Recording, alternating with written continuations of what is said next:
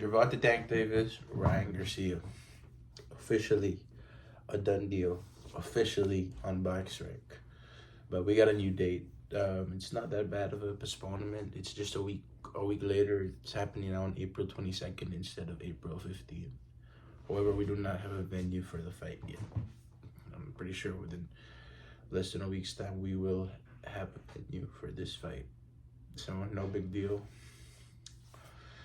I can't wait for this super fight. I think boxing of 2023 is just getting bigger and bigger. Right after Plant versus Benavides, we have this fight between Ryan Garcia and Ryan Garcia and Gervonta Tank Davis.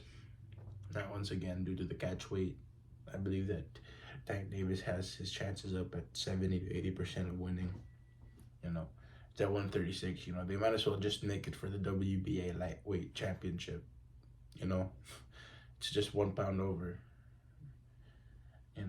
This fight is not for any championship. It's just a fight of who's the best. It used to be who's the best lightweight, but they don't even fight at the same weight division no more. So they had to have a catch weight, which is almost the lightweight catch weight. I'm excited. What I'd really want to see is I wonder who's going to be fighting on the undercard, and I have a feeling we will be seeing Leo Santa Cruz at a return on his undercard. I feel like Leo Santa Cruz will be fighting probably to 8 rounds or 10 rounds. On the other hand, a Showtime fighter, we have Fernando Martinez, who's stated to defend his belt against mandatory Filipino challenger Jade Bornea. That would be a really good fight to happen right on the undercard of this one, and I don't doubt it's gonna happen on the undercard. Yeah, that would be a really good card if we see the likes of Leo Santa Cruz and Jade Bornea versus Fernando Martinez. As for the venue, this fight will most likely take place at the T-Mobile Arena. If not the MGM Grand, most likely it should be the T-Mobile Arena. It's gonna be on the Zone and Showtime pay-per-view. It's gonna be a mix. So the other Showtime fighters who want to fight the fighters from the Zone, hopefully we get that on the undercard. Showtime versus the Zone. That way, it's gonna be more action. It's a super fight, so I'm guessing that the cheapest tickets would probably be around $600, and that's for the nosebleed section. Yeah, I cannot wait to see these guys. Get it on first. I can't wait to see the first face-to-face if they're gonna have to be held apart, which is most likely gonna be the case. There's probably gonna be a lot of bad blood between the two. There is a lot of bad blood between the two, so I won't be surprised if Gervonta Tank Davis will have to be held back from Ryan Garcia all the way up to the weigh-ins, all the way up to fight night. They will probably not be able to get close to one another. They don't have any respect for one another. They hate each other's guts. So yeah, that explains it. And I just can't wait to see the first press conference of this fight. One fight that should happen as a co-feature, hopefully it doesn't take away from the main event, will probably be Rolando Romero versus Alberto Puello, which has already been announced for the WBA Super Lightweight Championship. That's and I believe the winner of this fight, Tank Davis versus Garcia, will most likely go ahead and face the winner of that fight. That's if both fighters, whoever wins, decides to go back to 140 pounds. Now, I just can't wait for this fight to happen. Actually, I think the press conference in its own, the very first press conference, is going to be very, very exciting to the boxing fans. It's very exciting for us to see how it's going to go down, how people, So Al Heyman and Oscar De La Hoya once again working together for one goal. This is gonna be an action-packed brawl.